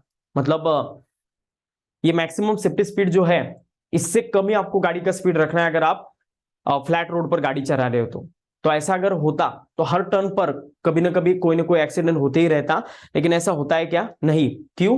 क्योंकि हम रोड को क्या करते हैं, बैंक करते हैं। रोड को बैंक करना मतलब क्या करना वो देखिएगा, ये हमारा रोड है तो रोड का जो आउटर एज है ना ये आपको थोड़ा इंक्लाइन करना है ओवर द इनर एज। तो एट दैट टाइम ये जो एंगल क्रिएट होगा इस एंगल को कहा जाएगा angle of banking. Is it okay? ये जो एंगल क्रिएट होगा रोड का हॉरिजॉन्टल के साथ इसे एंगल ऑफ बैंकिंग कहा जाता है। तो रोड ऐसा बैंक करने से क्या हो जाता है, ये जो मैक्सिमम सेफ्टी स्पीड है ना ये हम जितना चाहे उतना एक्सीड कर सकते हैं। आपने देखा होगा जो ओलंपिक में रेसिंग करते हैं या फिर जो F1 रेसिंग होता है, वो सारे जो ट्रैक्स होते हैं रेसिंग के, तो उनमें ना रोड ऐसा सीधा नहीं होता है कभी भी। आपने ऑब्जर्व किया होगा ऐसा फ्लैट होता है। तो ये क्यों रखते हैं वो, क्योंकि टर्न करते वक्त ज्यादा स्पीड भी रहा तो फिर व्हीकल को टर्न करने में दिक्कत नहीं आता है और व्हीकल इजीली टर्न हो जाता है। तो ऐसे कंसेप्ट को कहा जाता है एंगल ऑफ बैंकिंग। तो ये एंगल बैंक करने के पहले का स्पीड है। अभी देखिएगा अगर हम बैंक करेंगे, ये पहला केस है इसका, दूसरा है फॉर बैंक रोड। तो बैंक रोड के लिए ना एक मिनिमम वेलोसिटी का भी केस है और एक मैक्सिमम वेलोसिटी का भी केस है। स्टेट बोर्ड की बुक में ये कंसेप्ट दिया है आपको। और सबसे पहले देखो आप मिनिमम वेलोसिटी अगर रहेगा तो मिनिमम के लिए फॉर्मूला है under root R G in bracket tan theta minus mu S divided by 1 plus mu S tan theta. Mu S मतलब coefficient of static friction, tan theta मतलब एंगल ऑफ बैंकिंग रहेगा जिसका ten value लेना है, और maximum speed अगर हम लेते हैं तो ऑब्वियसली साइन चेंज होगा, जो ऊपर माइनस है वो प्लस होगा और जो प्लस से नीचे है वो माइनस होगा। तो फाइनल आंसर आने वाला है Vmax का under root R G in bracket tan theta plus mu S divided by 1 minus mu S tan theta. दोनों भी वैल्यूज अच्छे से याद रखिएगा। अगर इस इक्वेशन में अगर हम म्यू का वैल्यू 0 पुट कर देते हैं, मतलब पता होगा आपको कोएफिशिएंट ऑफ फ्रिक्शन है, तो ये जो कोएफिशिएंट ऑफ फ्रिक्शन होता है ना, ये पहले इसका वैल्यू बहुत कम होता है, 0 के आसपास होता है, मतलब 0.1 होता है। तो अगर हम उससे 0 एज्यूम कर लेते हैं तो फिर इस इक्वेशन में जो वेलोसिटी मिलेगा इसे ऑप्टिमम स्पीड कहा जाता है, और ऑप्टिमम स्पीड वी नॉट से इंडिकेट करते हैं हम। यहां पर अगर आप म्यू एस का वैल्यू 0 पुट करोगे तो 0 प्लस टेन थीटा और नीचे ये पूरा 0 हो जाएगा, मतलब सिर्फ टर्म बचने वाला है टेन थीटा। तो tan theta into R G मतलब ही V naught is equal to आएगा under root R G tan theta. और ये एंगल ऑफ बैंकिंग अगर आपको निकालना है तो उसके लिए आपको फॉर्मूला यूज करना है tan theta is equal to V square by R G. तो ये वो फॉर्मूला रहेगा, बस इतना ही कंसेप्ट है। This is the maximum safety speed for unbank road, flat road. This is the maximum safety speed for bank road, Vmax and Vmin दोनों भी बताएं। और ये ऑप्टिमम स्पीड है, जब हम फ्रिक्शन का वैल्यू इस इक्वेशन में 0 पुट करते हैं तब ये इक्वेशन ऑब्टेन होता है। तो आई होप ये भी आपको बीट अच्छे से समझ में आ गया होगा। इसे कहा जाता है angle of banking. Okay, angle of banking क्यों करते हैं हम? ताकि टर्न पर हम ज्यादा से ज्यादा स्पीड मेंटेन कर सके। और भी एक इंपॉर्टेंट पार्ट है, इसके ऊपर बहुत सारे क्वेश्चन सीडी में पूछे जा चुके हैं, और वो है मैक्सिमम सेफ्टी स्पीड हो या फिर बैंक रोड का हो या फिर अनबैंक रोड का हो, इसमें कहीं पर भी व्हीकल का मास नहीं है, कहीं पर भी। ये व्हीकल का मास अगर यम है तो कहीं पर भी एक भी इक्वेशन में नहीं आ रहा है। इसका मतलब क्या है कि एंगल ऑफ बैंकिंग और maximum safety speed along the curve road is independent of the mass of the vehicle. तो जो बैंकिंग आपको कार के लिए करना है वही ट्रक के लिए एप्लीकेबल है, वही किसी बाइक के लिए एप्लीकेबल है, वही सभी व्हीकल के लिए एप्लीकेबल है।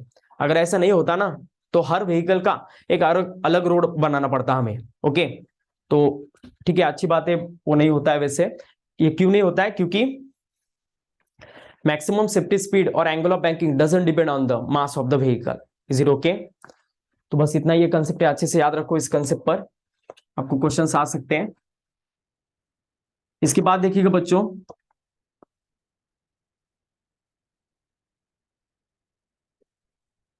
थर्ड और लास्ट एप्लीकेशन रहेगा सर्कुलर मोशन का, जो है vertical circular motion, VCM। Okay, तो क्या होता है ये देखिएगा। अभी हमें एक बॉब लेना है जो रस्सी के साथ टाई करना है और इसे गोल गोल हमें घुमाना है। ओके, पहले हम ऐसे घुमा रहे थे जो कोनिकल पेंडुलम का केस था, अभी हम ऊपर से कुछ इस वे से घुमाने वाले हैं। तो ये वर्टिकल सर्कुलर मोशन का केस है, और उस बॉब का कुछ ऐसा मोशन होगा। ये मोशन का हाईएस्ट पॉइंट रहेगा, ये मोशन का मिड पॉइंट रहेगा, और ये मोशन का लोएस्ट पॉइंट रहेगा। तो लोएस्ट, मिड एंड हाई, ऐसे 3 पॉइंट्स रहने वाले। तीनों पॉइंट्स पर हमें अब अलग अलग चीजें देखना है। सबसे पहले तो टेंशन देख लेते हैं। तो इस रस्सी के अंदर टेंशन रहेगा जो डाउनवर्ड डायरेक्शन में एक्ट होगा, इसे मैं TH से इंडिकेट करता हूं क्योंकि हाईएस्ट पॉइंट पर है। एट दैट टाइम इसका वेट भी वर्टिकली डाउनवर्ड डायरेक्शन में एक्ट करेगा mg, और ये mg और TH दोनों मिलकर रिक्वायर्ड सेंट्रीपिटल फोर्स प्रोवाइड करने वाले हैं। So tension at highest point must be equal to क्या आएगा, m into VH square TH plus mg, मतलब टेंशन एट हाईएस्ट पॉइंट और mg दोनों भी एक ही डायरेक्शन में डायरेक्टेड है। तो TH plus mg must be equal to क्या आएगा, m VH square divided by r। तो ये रहेगा टेंशन एट हाईएस्ट पॉइंट निकालने का फॉर्मूला। mg उधर जाकर माइनस होगा, तो TH is equal to m VH square by r minus mg। और टेंशन एट लोएस्ट पॉइंट अगर हम निकालते हैं तो नो डाउट टेंशन तो सेंटर की तरफ ही डायरेक्टेड रहेगा TL, और वेट मतलब mg नीचे की डायरेक्शन में एक्ट करेगा mg। तो यहां पर उल्टा होगा, यहां पर TL माइनस mg इन दोनों का subtraction required centripetal force provide करने वाला है, that is m into VL square by r। तो ये माइनस mg उधर जाकर प्लस होगा, तो टेंशन एट लोएस्ट पॉइंट क्या आएगा, m into VL square by r plus mg। तो ये दोनों भी डेरिवेशन अच्छे से लिख लो बच्चों, मुझे रफ करना पड़ेगा। अब बहुत इंपॉर्टेंट कंसेप्ट है, अच्छे से देखो बच्चों। अगर हमें सर्कुलर मोशन करना है ना, तो ऑब्जेक्ट को नीचे एक रिक्वायर्ड वेलोसिटी देना पड़ता है, तो ही वो सर्कुलर मोशन हो पाता है, अदरवाइज सर्कुलर मोशन नहीं होता है। और वो रिक्वायर्ड वेलोसिटी कितना रहेगा, कैसे रहेगा देखिएगा। आई होप आपने ये दोनों डेरिवेशन लिखे होंगे, मतलब ये equation, tension at highest point, tension at lowest point.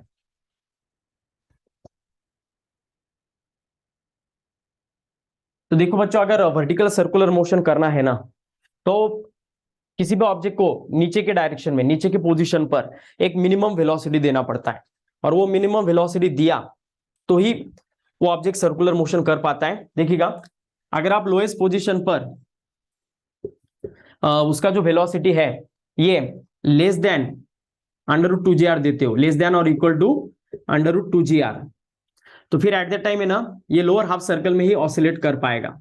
Okay, सिर्फ लोअर हाफ सर्कल में ये ऑसिलेट कर पाएगा अगर इसके लोएस्ट पॉइंट पर वेलोसिटी लेस देन और इक्वल टू √2gr है तो।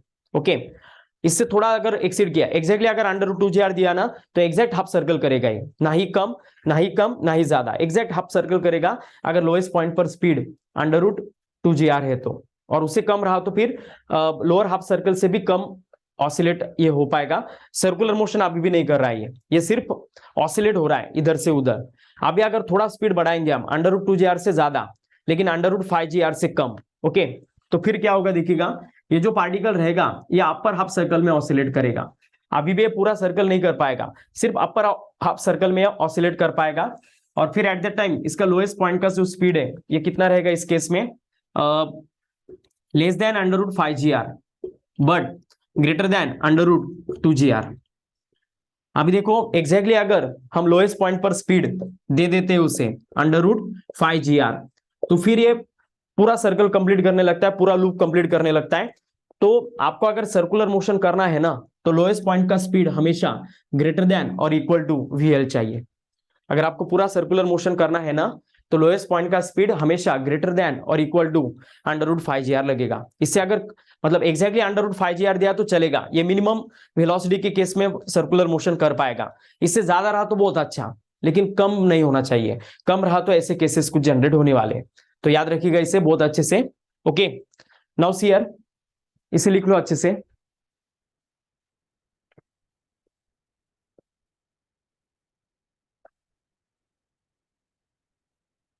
नाउ सी हियर,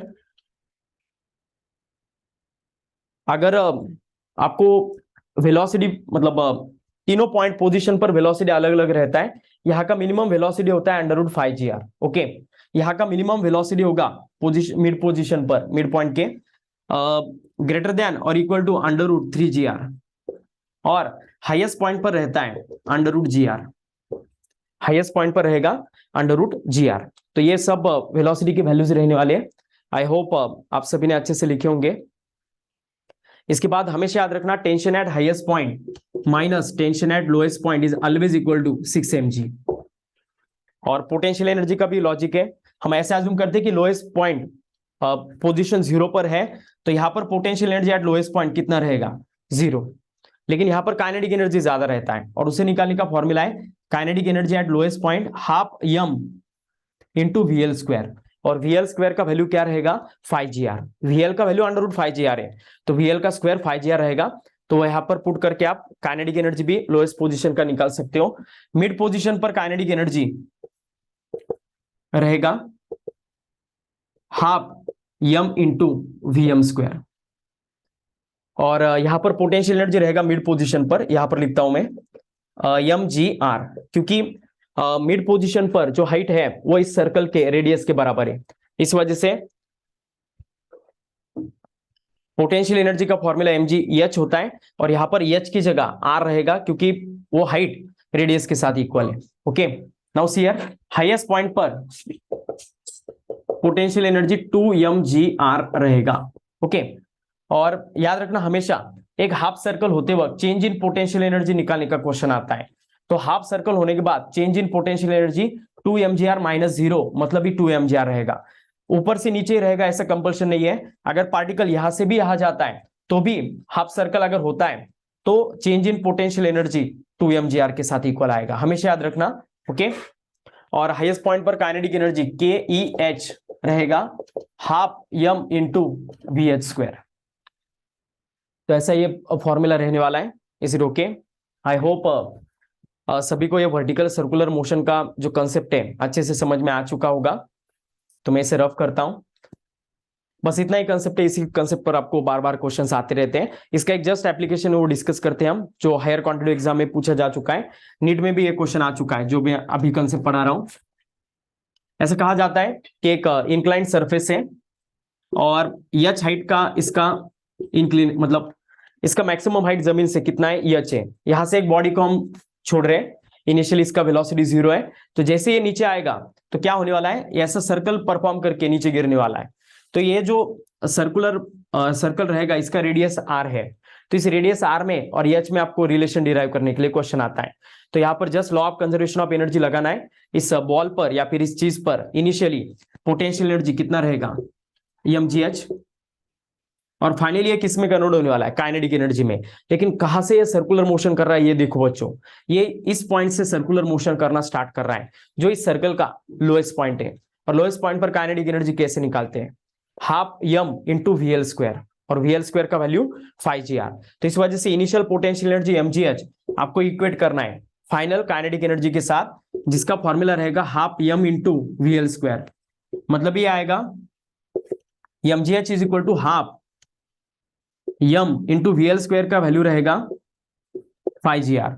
तो m कैंसिल हो जाएगा और gg भी कैंसिल हो जाएगा, और लास्ट में आएगा h is equal to 5/2r। तो अगर आपको इन टर्म्स ऑफ डायमीटर ये इक्वेशन पूछा, तो डायमीटर आपको पता होगा रेडियस का ट्वाइस होता है। तो ऊपर भी 2 से नीचे भी 2 से मल्टीप्लाई करो तो फिर ये आ जाएगा 5/4 इंटू डी। डायमीटर के फॉर्म में 5/4 और रेडियस के फॉर्म में 5/2। ये ऐसा का ऐसा क्वेश्चन आपको नीट में पूछा जा चुका है। Is it okay? तो सीडी में भी आ सकता है, ठीक है। तो बस इतना ही ये कंसेप्ट है बच्चों, याद रखिएगा, related to the vertical circular motion. तो इस पॉइंट पर हमारा सर्कुलर मोशन पूरा का पूरा खत्म हो जाता है, जितना भी है, चाहे नीट दे रहे हो आप, चाहे जेई हो या फिर सीटी हो, तो सभी एग्जाम के लिए ये टॉपिक आपका प्रिपेयर हो चुका है। ओके, नाउ सी हियर कुछ क्वेश्चन है एंगुलर वेलोसिटी के जो लेते हैं हम, जो बार बार सीडी में पूछे जाते हैं। बस उतना ही पार्ट हमारा सर्कुलर मोशन का पेंडिंग है, वो लेने के बाद फिर हम रोटेशनल मोशन की ओर जाते हैं।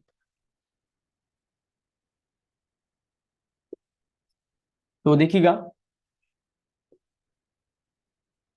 एंगुलर वेलोसिटी का कंसेप्ट है, एंगुलर वेलोसिटी ओमेगा निकालने का फॉर्मूला है 2π/t। टी मतलब पीरियोडिक टाइम होता है, एक पूरा सर्कल कंप्लीट करने के लिए जो समय लगता है उसी को हम पीरियोडिक टाइम कहते हैं। और ये पीरियोडिक टाइम देखिएगा डिपेंड होता है वो ऑब्जेक्ट कौन सा है इसके ऊपर। तो आपको 4 चीजों के एंगुलर वेलोसिटी निकालने के लिए क्वेश्चन आता है। पहला रहेगा second hand of watch. Okay, तो देखिएगा सेकंड हैंड का अगर एंगुलर वेलोसिटी निकालते हैं हम ओमेगा एस, तो इसे निकालने का फॉर्मूला है 2π/t। मतलब फॉर्मूला तो सेम रहेगा, सिर्फ सेकंड हैंड जो रहेगा ये 1 मिनट के बाद सर्कल कंप्लीट करता है। तो सेकंड हैंड का टाइम पीरियड रहेगा 60।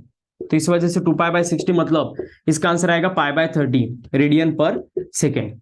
उसके बाद मिनट हैंड का अगर हम एंगुलर वेलोसिटी निकालते हैं तो इसका आंसर आएगा 2π/, देखो अब मिनट हैंड को एक रिवॉल्यूशन कंप्लीट करने के लिए कितना समय लगता है, एक घंटा लगता है, मतलब 1 आवर लगेगा। और 1 आवर का सेकंड में कन्वर्जन कितना होगा, 3600।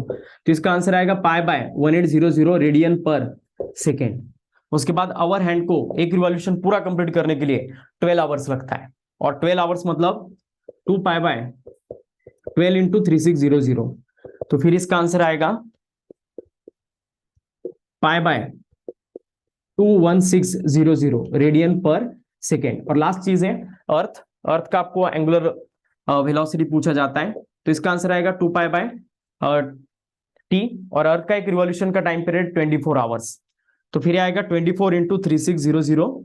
तो इसका ऑब्वियसली आंसर आने वाला है, इसका ट्वाइस रहेगा 216 का, दैट इज 43200, और ऊपर पाई रहेगा रेडियन पर सेकेंड।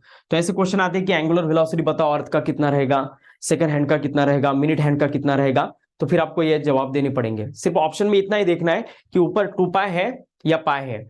2 पाई के टर्म में रहा तो 2 पाई बाय 3600 और यही पाई के टर्म में पाई बाय 1800। तो बस इतना ही चेक कीजिएगा, बाकी कुछ आपको क्वेश्चन दिक्कत नहीं करेगा इस बीट में।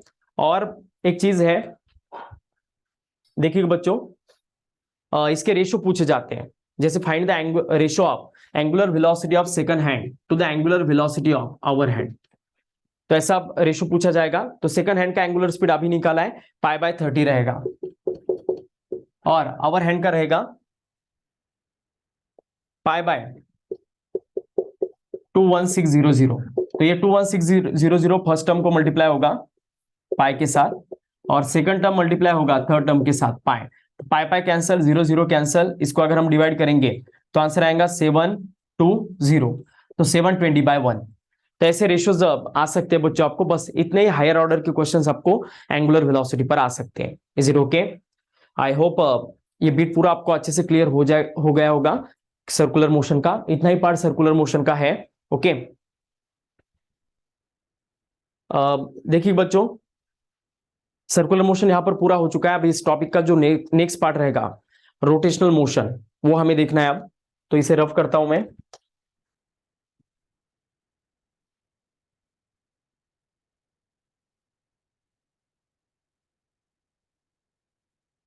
तो रोटेशनल मोशन देखिए बच्चों,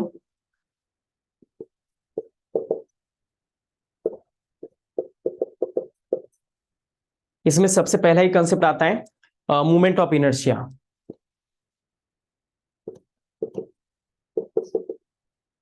So movement of inertia is nothing but a summation of I going from 1 to n mi ri square।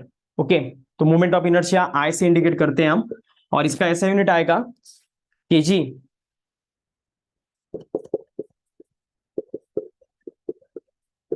kg into metre square, क्योंकि ये जस्ट समेशन है सभी पार्टिकल के मासेस का और square of the perpendicular distance के product का। Okay, तो केजी मीटर स्क्वायर ये इसका ऐसा यूनिट है। तो डायमेंशन ऑब्वियसली इसका आएगा m1 l2। Is it okay? तो ये पहला क्वांटिटी इस टॉपिक का जो सबसे इंपॉर्टेंट है, मूवमेंट ऑफ इनर्शिया। इसके बाद नेक्स्ट क्वांटिटी है रेडियस ऑफ गायरेशन। क्या रहेगा देखो इसका कंसेप्ट।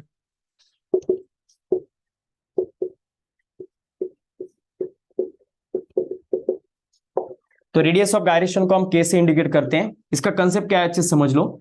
अगर कोई एक रिजिड बॉडी है और इसका मुझे मूवमेंट ऑफ इनर्शिया निकालना है अलोंग दिस एक्सिस, तो मुझे इस बॉडी को है ना n पार्टिकल्स में डिस्ट्रीब्यूट कर देना है, जिनका मास रहेगा m1 m2 m3 m4।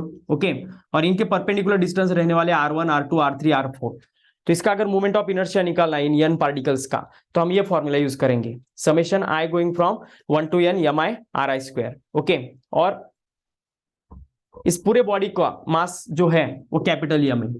तो हम क्या करने वाले बच्चों, देखो इस पूरे बॉडी का मास कॉन्सेंट्रेट करने वाले एक ही पॉइंट में। ओके, तो ये मास रहेगा m जो कॉन्सेंट्रेटेड है एक ही पॉइंट पर, और इसका परपेंडिकुलर डिस्टेंस कितना है एक्सिस ऑफ रोटेशन से r।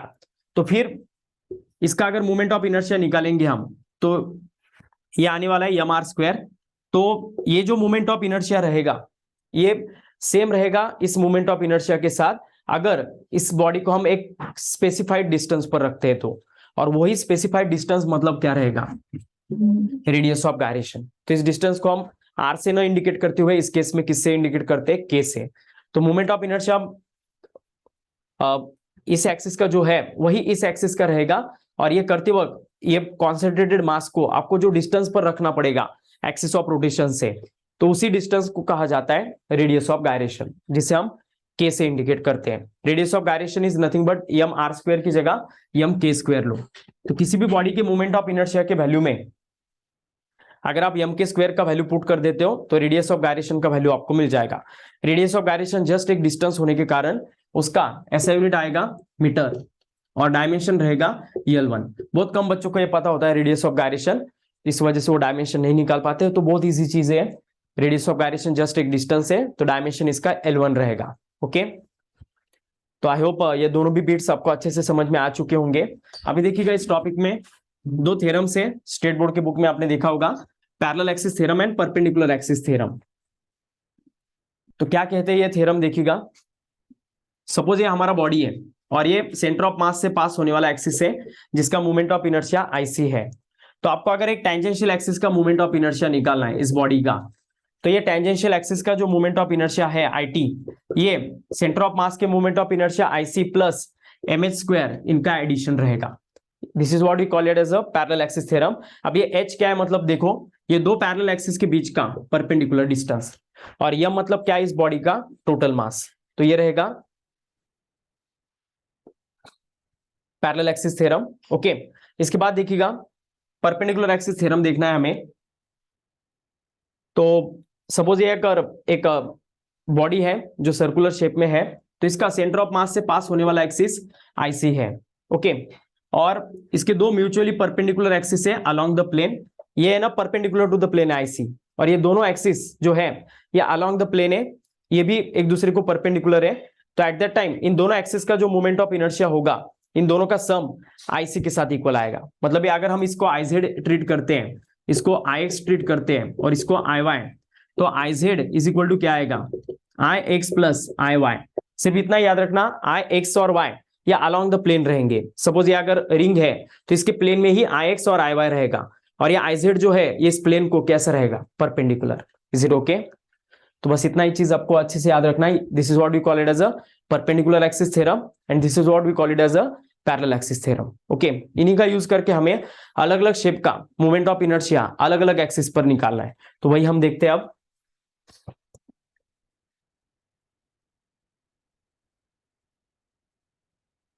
तो सबसे पहले देखिएगा बच्चों, हमारा शेप है रिंग। तो रिंग का सबसे पहला मोमेंट ऑफ इनर्शिया रहेगा moment of inertia of ring about centre of mass. CM मतलब सेंटर ऑफ मास है, और इसका वैल्यू आपको लर्न रखना है, वो रहेगा IC is equal to M R square. तो ये पहला बीट है। इसके बाद देखो दूसरा एक्सिस है moment of inertia of ring along tangent perpendicular to the plane. तो टेंजेंट रहेगा, और ये टेंजेंट कैसा है, प्लेन को परपेंडिकुलर है। तो ये हमारा सेंटर ऑफ एक्सिस है, सेंटर ऑफ मास से पास होने वाला एक्सिस जिसका मोमेंट ऑफ इनर्शिया आईसी है, और इसको ये टेंजेंट है। तो इस टेंजेंट का moment of inertia IC plus mh square से हम निकालेंगे, और यहाँ पर h मतलब ही क्या रहेगा, रेडियस के साथ इक्वल आएगा। Is it okay? इस वजह से आईसी का वैल्यू आएगा एम आर स्क्वायर, और यम इंटू एच का भी वैल्यू यहाँ पर आर स्क्वायर के साथ इक्वल है। तो M R square plus M R square आएगा 2mr स्क्वायर। तो यह रहेगा टेंजेंशियल एक्सिस का moment of inertia I T is equal to M R square. Is it okay? Now देखो थर्ड एक्सिस रहेगा डायमीटर। तो डायमीटर के लिए आपको ये सेंटर ऑफ मास से पास होने वाला एक्सिस है आईसी, जिसको हम आई से ट्रीट करने वाले हैं, और दो म्यूचुअली परपेंडिकुलर एक्सिस लेना है आपको जो डायमीटर से पास होने वाले हैं, जिनका moment of inertia ID ID से आप इंडिकेट कर सकते हो। तो इन दोनों का एडिशन इसके साथ इक्वल आएगा। तो ID plus ID is equal to IC. इस वजह से हम लिख सकते हैं मोमेंट ऑफ इनर्शिया, मतलब obviously I Z is equal to I X plus I Y रहता है perpendicular axis theorem. I X और आई वाई दोनों का वैल्यू आईडी आईडी है, तो आईडी प्लस आईडी, और यहां पर आएगा आईसी। तो आंसर आने वाला है 2id is equal to IC, और id is equal to moment of inertia about diameter IC by 2 रहने वाला है। मतलब ये आएगा एम आर स्क्वायर बाय 2। अब लास्ट इसका एक प्रोबेबल एक्सिस है फोर्थ वाला, जो यहां पर लिखता हूं मैं, parallel tangent parallel to the plane. Okay,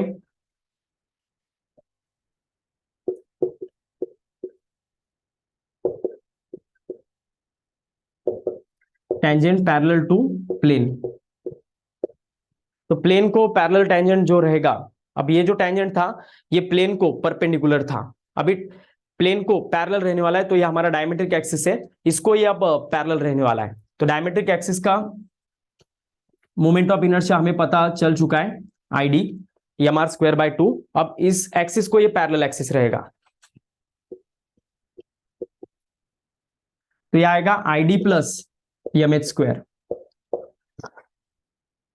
यहां पर आईडी का value M R square by 2 रहेगा, और एच का वैल्यू आर रहेगा। तो M R square by 2 plus M R square मतलब आएगा M R square by 2 plus M R square, तो ऑब्वियसली इसका आंसर आएगा 3/2 एम आर स्क्वायर। तो आई होप ये चारों एक्सिस के मूवमेंट ऑफ इनर्शिया आपको समझ में आ चुके होंगे रिलेटेड टू द रिंग। अभी रिंग के बाद नेक्स्ट शेप रहेगा डिस्क। तो डिस्क के लिए देखिएगा बच्चों, यही चार मूवमेंट ऑफ इनर्शिया रहने वाले हैं, सिर्फ एक ही चेंज आएगा। ठीक है, मैं शेप का नाम चेंज कर देता हूं, ये हमारा सेकंड शेप है अब डिस्क। तो movement of inertia about centre of मास, तो आईसी का वैल्यू रहेगा एम आर स्क्वायर बाय 2, ये पहला चेंज आएगा, अच्छे से लिखिएगा। दूसरा आएगा यहाँ पर same formula same concept, IC plus M H square, तो एम आर स्क्वायर बाय 2 है हमारा आईसी का वैल्यू, तो इस वजह से M R square by 2 plus M R square, तो ऑब्वियसली इसका आंसर आएगा 3/2 एम आर स्क्वायर। ये किसका है? Movement of inertia about a tangent which is perpendicular to the plane, ये परपेंडिकुलर है। ओके, नेक्स्ट रहेगा थर्ड एक्सिस डायमेट्रिक। तो डायमेट्रिक एक्सिस का again ID is equal to IC by 2 रहेगा, आईसी का वैल्यू यहाँ पर एम आर स्क्वायर बाय 2 है, तो उसको और एक बार 2 से डिवाइड करेंगे हम, तो ये आएगा एम आर स्क्वायर बाय 4। इसके बाद देखो tangent parallel to the plane जो रहेगा, ये डायमेट्रिक एक्सिस को पैरेलल रहेगा। ओके, और M R square by 4 plus M R square, तो इसका आंसर आएगा 5/4 एम आर स्क्वायर। तो बस इतना ही रहने वाला है, ये डिस्क का रहेगा। डिस्क के बाद नेक्स्ट देखिएगा शेप रहेगा स्पीयर। स्पीयर के भी दो टाइप्स होते हैं, hollow sphere and solid sphere. तो स्पीयर के दो ही एक्सिस बनते हैं, एक तो डायमीटर और वो दूसरा टेंजेंट। तो देखिएगा स्पीयर, सॉलिड एंड हॉलो। तो सॉलिड स्पीयर के लिए देखिएगा, ये हमारा सॉलिड स्पीयर है, तो इसके कहीं से भी एक्सिस पास करो डायमीटर से ही पास होगा, और उसका डायमीट्रिक एक्सिस का मूवमेंट ऑफ इनर्शिया है 2/5 एम आर स्क्वायर। और हॉलो स्पीयर का रहेगा, या फिर स्पेरिकल शेल भी कह सकते हो आप, तो इसका आएगा 2/3 एम आर स्क्वायर।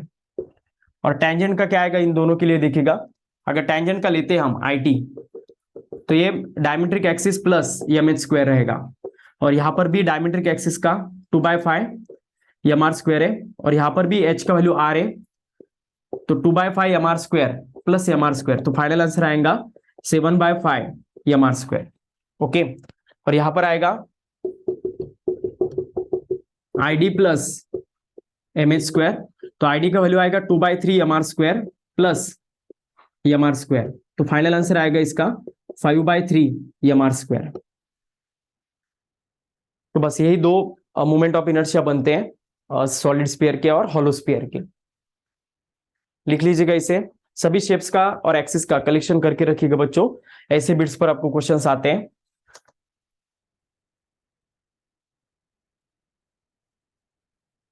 इसके बाद देखिएगा नेक्स्ट शेप रहेगा रॉड।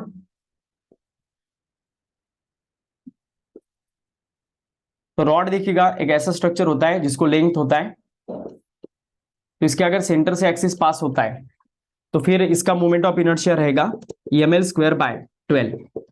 ओके, और इसके अगर एंड से एक्सिस पास होगा वन ऑफ द, तो ये आएगा सेंटर ऑफ मास के एक्सिस का movement of inertia plus mh square. तो सेंटर ऑफ एक्सिस का मूवमेंट ऑफ इनर्शिया है ml square by 12 plus m into H square है। अब यहाँ पर h का वैल्यू कितना होगा, इन दो एक्सिस में कितना डिस्टेंस है बच्चों, लेंथ के हाफ, इस वजह से h का वैल्यू L/2 रहने वाला है। ओके, तो क्या आएगा फिर बच्चों, m इंटू L/2 का होल स्क्वायर, तो ये आएगा ml square by 12 plus ml square by 4।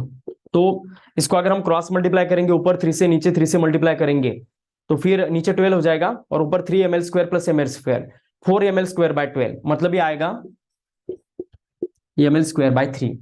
तो एंड पॉइंट पर अगर एक्सिस रहा तो उसका मूवमेंट ऑफ इनर्शिया आएगा ml स्क्वायर बाय 3। ये पहला movement of inertia centre of mass का, ये एंड का, और लास्ट एक एक्सिस पॉसिबल इसका जो ले लेते हैं, इनके बीच में रहेगा। अभी जो हमारा एक्सिस रहेगा ये वन ऑफ द एंड और मिड पॉइंट के बीच में रहेगा ऐसा। तो इस एक्सिस का moment of inertia I dash centre of mass का moment of inertia plus M H square रहेगा।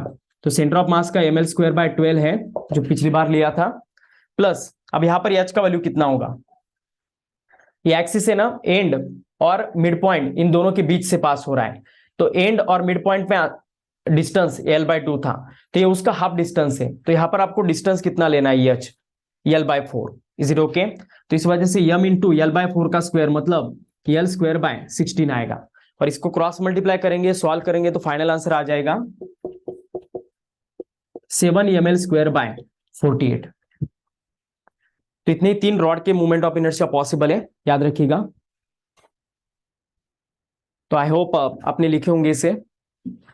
अब है ना एक कंबाइंड शेप है सिलेंडर,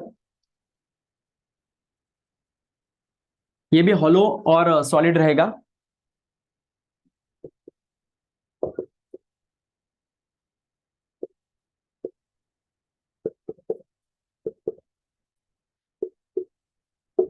तो याद रखना हमेशा हॉलो सिलेंडर को आपको कंपेयर करना है रिंग के साथ, और सॉलिड सिलेंडर को कंपेयर करना है डिस्क के साथ। इसी वजह से हॉलो सिलेंडर अगर रहा तो उसके along the axis movement of inertia IC is equal to mr square आएगा, जो रिंग के साथ इक्वल है। और ये सिलेंडर है, इसका अलोंग द एक्सिस का मूवमेंट ऑफ इनर्शिया सॉलिड रहा तो फिर ये डिस्क के साथ इक्वल आएगा, और इसका आंसर आएगा mr स्क्वायर बाय 2। ओके, ये दो रेगुलर एक्सिस है सिलेंडर के अलोंग द एक्सिस। तो हॉलो रहा तो रिंग के साथ कंपेयर करो, सॉलिड रहा तो डिस्क के साथ। और अगर एक्सिस ऐसा पास होता है परपेंडिकुलर, ओके, तो फिर इसका मोमेंट ऑफ इनर्शिया और इसका कितना आएगा वो देखो। ये सबसे कंसेप्चुअल पार्ट है, अच्छे से याद रखो। तो ये जो एक्सिस है ना, ये अगर आप देखोगे अच्छे से दूर से तो आपको ऐसा लगेगा कि ये रॉड के सेंटर से पास हो रहा है। सिलेंडर को है ना रेडियस भी होता है और लेंथ भी होता है, इस वजह से इसका मोमेंट ऑफ इनर्शिया कंबाइन आएगा।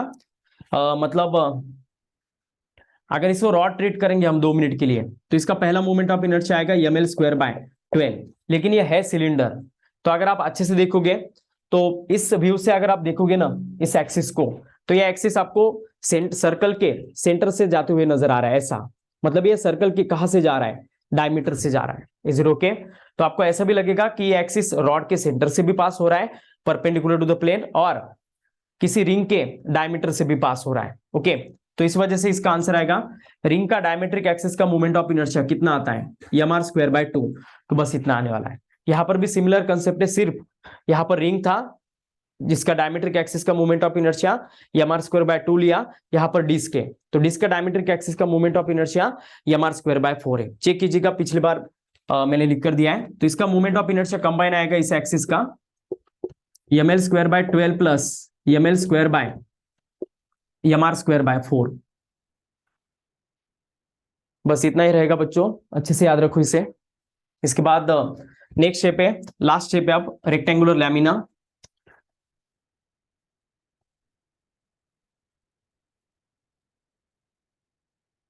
तो रेक्टेंगुलर लैमिना अगर रहा तो देखिएगा इसको कुछ ब्रीड्थ रहेगा A, कुछ लेंथ रहेगा B। तो हमारा एक्सिस जिसको परपेंडिकुलर है वही लेंथ आपको लेना है। जैसे ये एक्सिस देखिएगा इस B पार्ट को परपेंडिकुलर है, तो फिर इसका मोमेंट ऑफ इनर्शिया आएगा mb स्क्वायर बाय 12। अगर एक्सिस हमारा ऐसा पास होता है तो फिर इसका मोमेंट ऑफ इनर्शिया आएगा ma स्क्वायर बाय 12। और अगर हमारा एक्सिस एग्जैक्टली परपेंडिकुलरली पास होता है A और B दोनों को भी, तो फिर इसका मोमेंट ऑफ इनर्शिया आएगा m in bracket a square plus b square by 12। तो ये रहेगा हमारा final answer. Is it okay?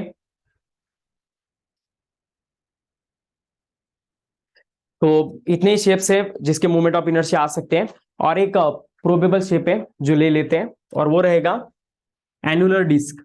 तो एनुलर डिस्क है ना, इसको 2 रेडियस रहते हैं। इसको आप नॉर्मल डिस्क की तरह ही कंपेयर करो। इसका इनर रेडियस R1 रहेगा, आउटर रेडियस R2।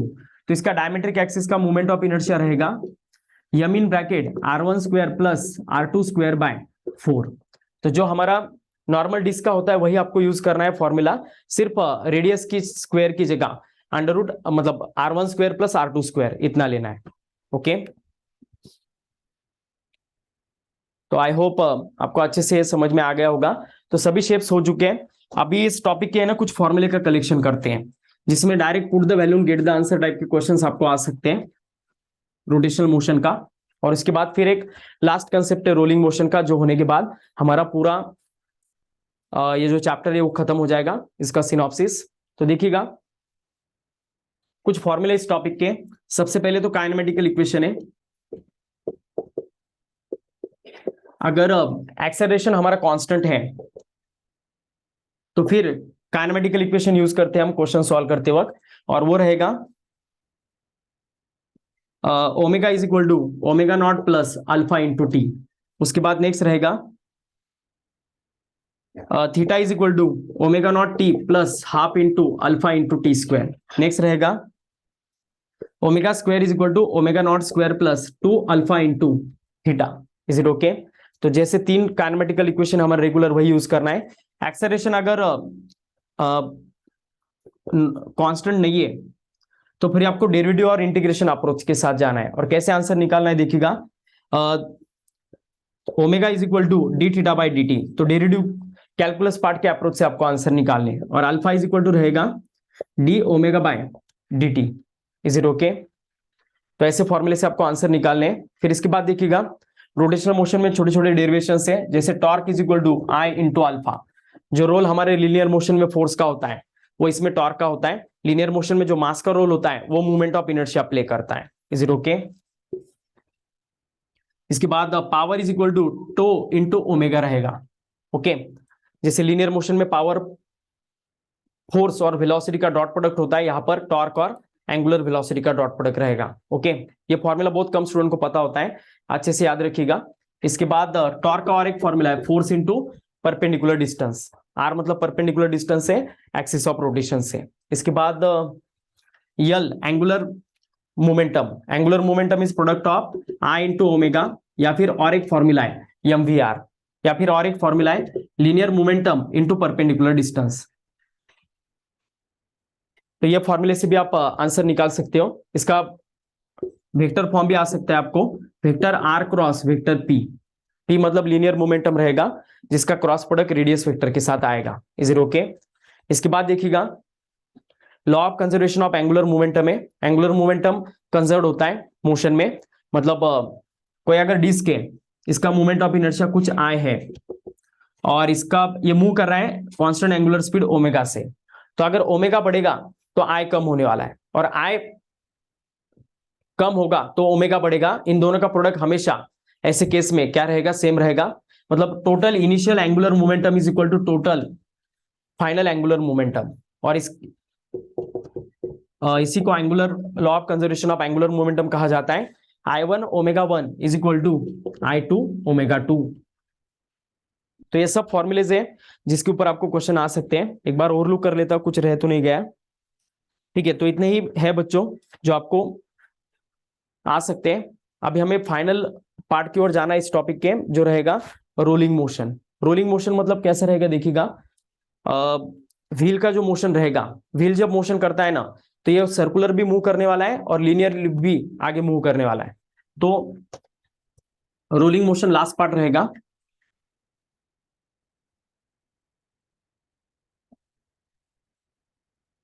तो देखिएगा बॉडी अगर इंक्लाइन प्लेन से नीचे गिरता है, ये यह हाइट से बॉडी ड्रॉप हो रहा है, तो इसमें इनिशियली पोटेंशियल एनर्जी रहेगा जो धीरे धीरे नीचे जाते जाते काइनेटिक एनर्जी में कन्वर्ट होने वाला है। ओके, तो इसका फाइनल पॉइंट पर जो स्पीड रहेगा उसे निकालने का फॉर्मूला है √2gh by 1 plus K square by R square. Okay, इसके बाद नेक्स्ट रहेगा एक्सेलरेशन अगर निकालना है तो उसके लिए फॉर्मूला है g sin theta divided by 1 plus K square by R square. तो हर शेप का है ना के स्क्वायर बाय आर स्क्वायर का वैल्यू रहता है, जो मैं आपको थोड़ी देर में बताऊंगा। तो आपको अगर वेलोसिटी निकालना है ऑब्जेक्ट का इंक्लाइन प्लेन पर नीचे रोल करते हुए आते वक्त, ये रोलिंग मोशन है, हेडिंग दीजिएगा।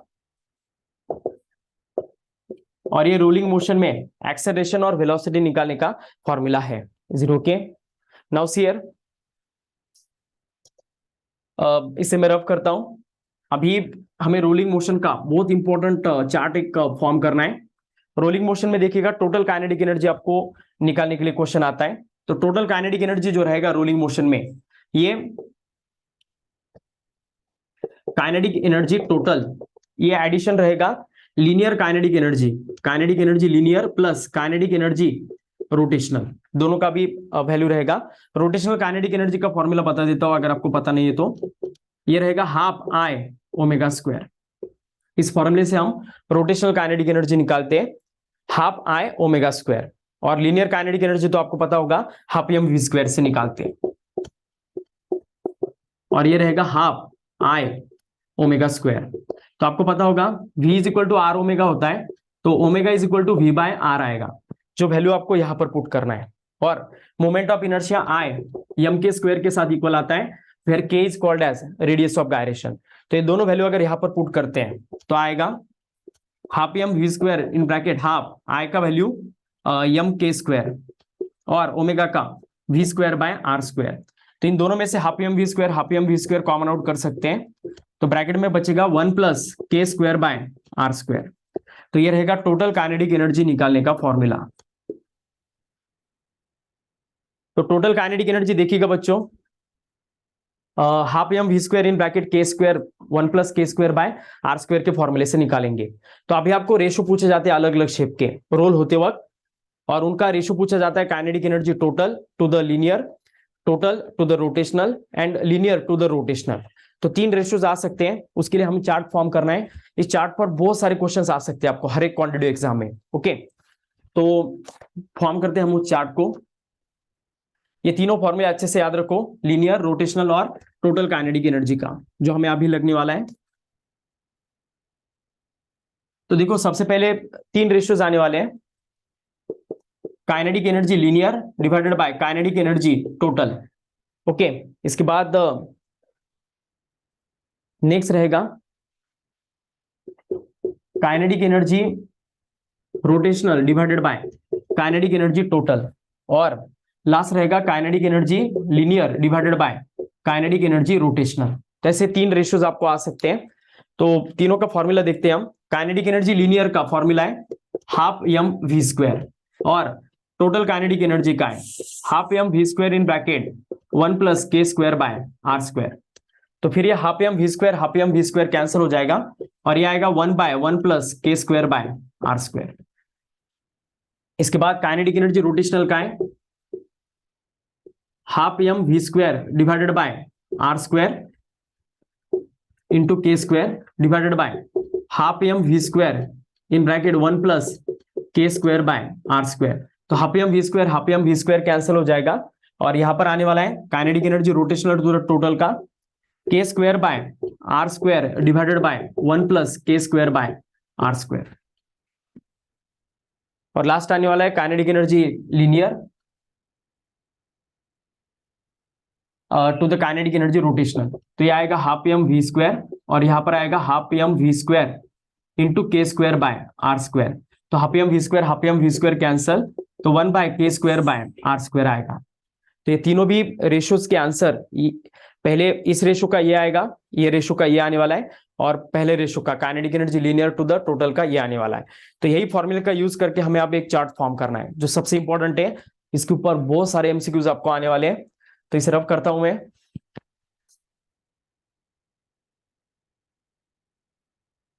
ये कैसे आए ये बताया मैंने पहले आपको। अब ये फॉर्मूले को डायरेक्टली हम यूज करते हैं, अलग अलग शेप के लिए आपको यूज करना है।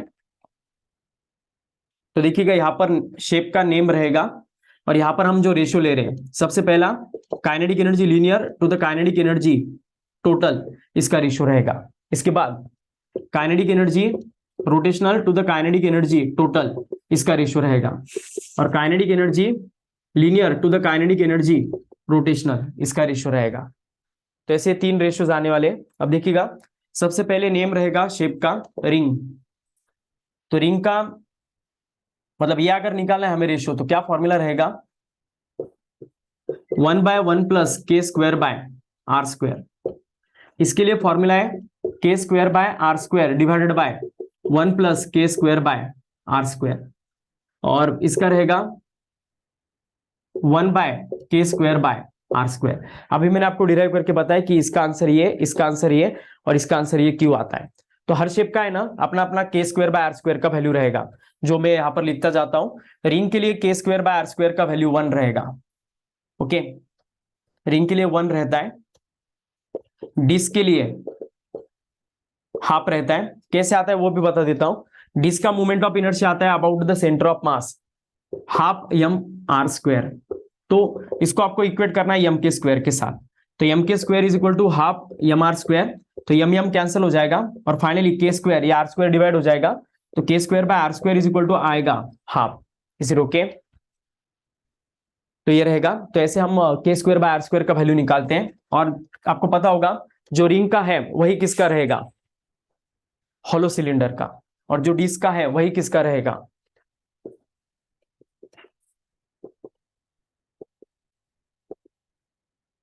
और जो डिस्क का है वही किसका रहेगा बच्चों, सॉलिड सिलेंडर का। और इसके बाद नेक्स्ट रहेगा स्पीयर। उसमें पहला रहेगा सॉलिड और दूसरा रहेगा हॉलो। बस इतने ही शेप्स का आपको आएगा बच्चों।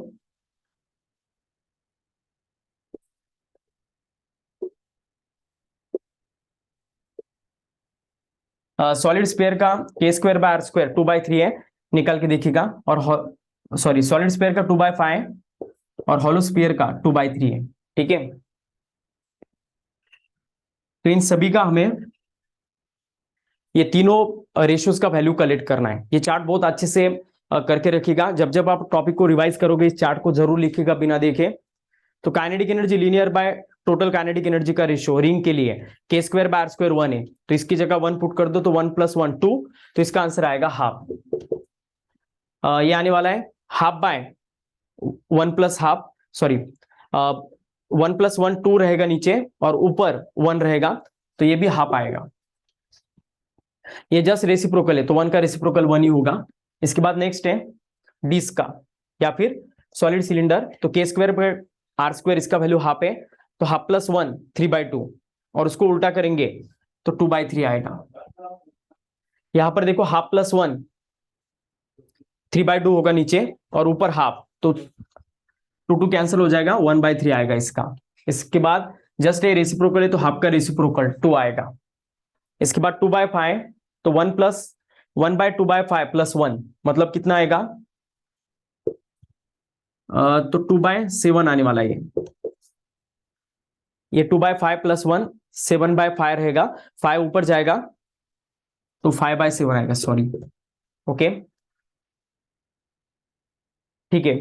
तो इसके बाद नेक्स्ट रहेगा 2/5 डिवाइडेड बाय 2/7 मतलब 2/5 + 1, तो ऑब्वियसली इसका आंसर 7/5 आने वाला है और यहाँ पर 2/5, तो 5 कैंसिल होगा तो 2/7 आएगा इसका। करके देखिएगा एक बार, मैं करके दिखाता हूँ। बोलो, ऊपर आएगा 2/5 और नीचे 1 + 2/5, तो ऑब्वियसली ये 2/5/7/5 है, तो 5 कैंसिल तो 2/7 आ रहा है इसका। ओके, इसके बाद देखो ये रेसिप्रोकल है तो 2/5 का रेसिप्रोकल 5/2 होगा यहाँ पर। और नेक्स्ट आएगा हॉलो स्फीयर का 1/1 + 2/3, तो 3/5 आएगा इसका। ठीक है, फिर यहां पर अगर हम देखेंगे तो 2/3 + 5/3, तो 3 कैंसल, 2/3/5/3 तो बराबर है 2/5 आएगा। और लास्ट आंसर फिर जस्ट इसका रेसिप्रोकल रहेगा तो इसका रेसिप्रोकल आएगा 3/2। अब इसके ऊपर कैसे क्वेश्चन आते हैं देखिएगा।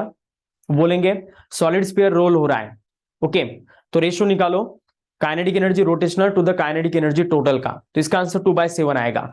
लेकिन ऑप्शन में आपको परसेंट में दिखेगा, तो आपको इसको परसेंट में कन्वर्ट करना है। इसका रेशियो निकालो और उसको 100 से मल्टीप्लाई करो, तो जस्ट 200/7 मतलब कितना रहेगा इसका आंसर परसेंट में, 0 पॉइंट मतलब 14.7 ना, तो 28.57 आएगा। करके देखिएगा बच्चों, मतलब इन रेशियोज को आपको परसेंट में भी पूछा जा सकता है। Is it okay? बस इतना आपको कैप्चर करना है। तो ऐसे ही क्वेश्चंस आपको पूछे जाएंगे बच्चों रोलिंग मोशन पर। तो यहाँ पर पूरा टॉपिक हमारा खत्म हो जाता है जो है रोटेशनल डायनेमिक्स का। तो ये लेक्चर कैसा लगा जरूर बताइएगा कमेंट बॉक्स में। ऐसे लेक्चर अगर और चाहिए तो जरूर कमेंट करो, जितना रिस्पांस बढ़ेगा उतने ही मैं लेक्चर्स अपलोड करने वाला हूँ। चैनल को सब्सक्राइब करना मत भूलिएगा, और कुछ भी अगर दिक्कत आता है तो जरूर पूछिएगा कमेंट बॉक्स में। इस टॉपिक के है ना पूरा मैं शेड्यूल आपको देने वाला हूँ। तो ये रोटेशनल डायनामिक्स टॉपिक अगर आपने अच्छे से किया है तो मेरे टेलीग्राम चैनल पर आप जा सकते हो, वहां पर आपको एक पेपर मिल जाएगा। मेरे टेलीग्राम चैनल का नेम है फिजिक्स मेड इजी, ओके, और सभी लेटर्स कैपिटल है, तो जरूर आपको चैनल का लोगो वहां पर नजर आएगा, तो उस चैनल को सब्सक्राइब करो टेलीग्राम के। वहां पर आपको जो भी स्टडी मटेरियल लगेगा सीईटी के लिए, नीट के लिए, जेई के लिए, तो वो सब आपको अवेलेबल रहेगा, जो मैंने खुद बनाया है। तो इसके ऊपर एक पेपर है 50 मार्क्स का, रोटेशनल डायनामिक्स पर, पूरे कंसेप्ट पर क्वेश्चन दिया, अलग अलग सेक्शंस पर, बहुत अच्छे से पढ़ाई कीजिएगा, उसके बाद वो पेपर दीजिएगा। और उस पेपर के भी सॉल्यूशन के वीडियो मैं तुरंत 1-2 दिन में अपलोड कर दूंगा, जिसका लिंक भी आपको मिल जाएगा। तो वीडियो कैसा लगा बताना मत भूलिएगा, और चैनल को सब्सक्राइब करो। Thank you. Today will stop here. In next lecture we will continue the next chapter, that is properties of mechanical properties of fluids. तो नेक्स्ट वीडियो मेरा उसी के ऊपर रहेगा।